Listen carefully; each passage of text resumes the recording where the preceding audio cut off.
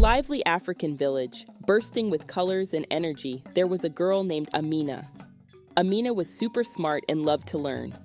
At school, she was the top student, and everyone, including her teachers, thought she was amazing because she worked so hard.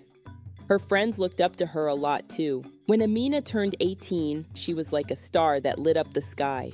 Her family didn't have a lot of money, which made life hard. Her older brother Musa even had to quit school to help make ends meet. But Amina never gave up on her dream of a better life through getting a good education. Her uncle, Dr. Ibrahim, was a big help to her family, paying most of their bills. He was like a hero to them. One morning, Amina woke up with a terrible headache and decided to stay home, hoping it would go away.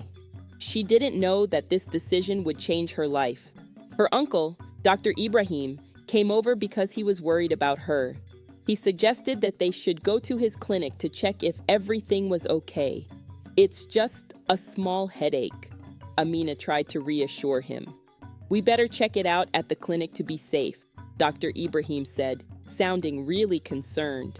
Amina trusted her uncle and went with him, not knowing what was coming next.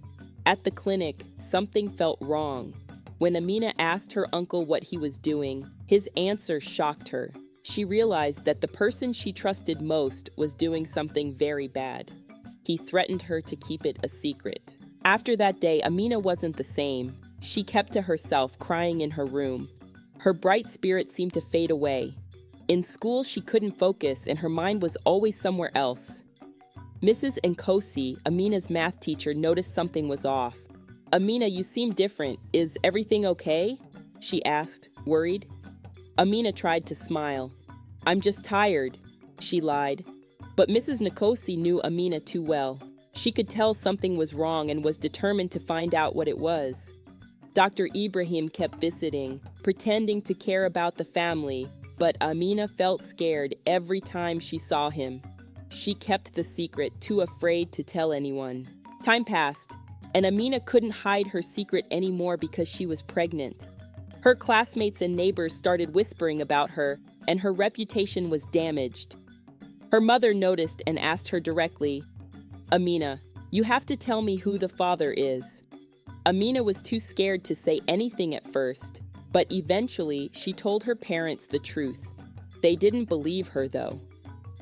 "How could my brother, a respected doctor, do such a thing?" her mother questioned. They thought Amina was lying. Feeling alone and misunderstood, Amina decided to leave school because of the gossip and the stares. One day her father threatened her, "Tell us the truth or you'll have to leave." Amina was devastated. "I am telling the truth," she cried. Then Mrs. Nkosi came to visit, bringing some good news. "Amina, you've been chosen to represent our school in a math competition," she said with a smile. Hearing this made Amina feel a mix of happiness and sadness. Mrs. Nkosi showed she really cared and believed in Amina. "You can tell me everything. I won't judge you," she said softly. "Will you believe me?" Amina asked, unsure. "I've known you for years. I trust you," Mrs. Nkosi assured her. So Amina told her everything. Finally, she had someone who believed her story. After Mrs. Nkosi learned the truth from Amina, she didn't waste a moment. The very next day, she arranged a meeting with the school principal, Mr. Usman, to discuss Amina's situation. Mrs. Nkosi knew that handling this delicately and efficiently was crucial for Amina's future and well-being. "Mr. Usman, we have a serious situation with one of our brightest students, Amina. She's been through a traumatic experience and needs our support more than ever," Mrs. Nkosi began, her voice firm yet filled with concern.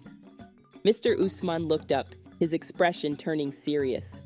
"What happened to Amina?" Mrs. Nkosi shared everything Amina had confided in her, leaving out no detail. Mr. Usman listened intently, his face growing graver with every word. "This is unacceptable. We must take immediate action to support Amina and ensure justice is served," Mr. Usman declared. He promised to reach out to the local authorities to start an investigation. Back at home, the situation was tense. Amina's parents were still struggling to come to terms with everything. However, one evening, there was a knock on the door. It was Mrs. Nkosi, accompanied by Mr. Usman and a social worker from the city. We're here to help, not to judge or accuse. We believe Amina and we want to support your family through this, Mr. Usman explained to Amina's parents. Slowly, through tears and difficult conversations, Amina's parents began to understand the gravity of the situation. As the investigation against Dr. Ibrahim proceeded, Amina found strength in the support of Mrs. Nkosi, her friends, and gradually, her family. The day of Dr. Ibrahim's trial was a turning point. Amina, accompanied by Mrs. Nkosi and her parents, faced her uncle in court. It was the hardest thing she ever had to do, but she spoke her truth. The evidence was overwhelming, and Dr. Ibrahim was found guilty. Following the trial, the community started to see Amina in a new light. She wasn't just a victim, she was a symbol of bravery and resilience. Her story inspired others to speak out against injustice. Amina's relationship with her parents began to mend. They apologized for not believing her at first and promised to support her dreams unconditionally. Her father took her hands one evening, tears in his eyes. "Amina, you are our pride. We're sorry for doubting you. We believe in you, always." During this tough time, Amina had a baby girl. The day Amina gave birth was filled with mixed emotions. She was overwhelmed with love for her baby girl, yet fearful of the uncertain future. Mrs. Nkosi and her parents were there holding her hand, offering words of encouragement and strength. In the weeks that followed, Amina struggled with the realities of being a young mother amidst her personal turmoil. Mrs. Nkosi, seeing the challenges Amina faced in balancing motherhood with her studies, offered a solution. "My husband and I have been thinking," she began, her voice gentle. "We would be honored to adopt your baby.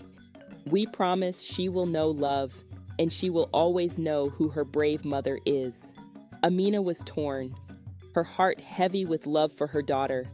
After many sleepless nights, she made the difficult decision to accept Mrs. Nkosi's offer. She knew this was the best chance for her daughter to have a stable, loving home, and for herself to continue her education and fulfill her dreams. With her family's support, Amina returned to school. The whispers and stares had turned into respect and admiration. Mrs. Nkosi continued to be her mentor, helping her catch up on missed work and prepare for her exams. Months later, Amina received news of the scholarship to study abroad. It was a moment of pure joy and validation for her and everyone who had supported her. She knew this was her chance to start fresh, to pursue her dreams without the shadow of her past looming over her. Before she left for university, Amina visited Mrs. Nkosi. "I don't know how to thank you," Amina said, her voice choked with emotion. "You just keep shining, Amina. You're going to change the world," Mrs. Nkosi replied, hugging her tightly. Amina left for university, determined to make the most of this new beginning. She studied hard, fueled by her experiences and the desire to make a difference.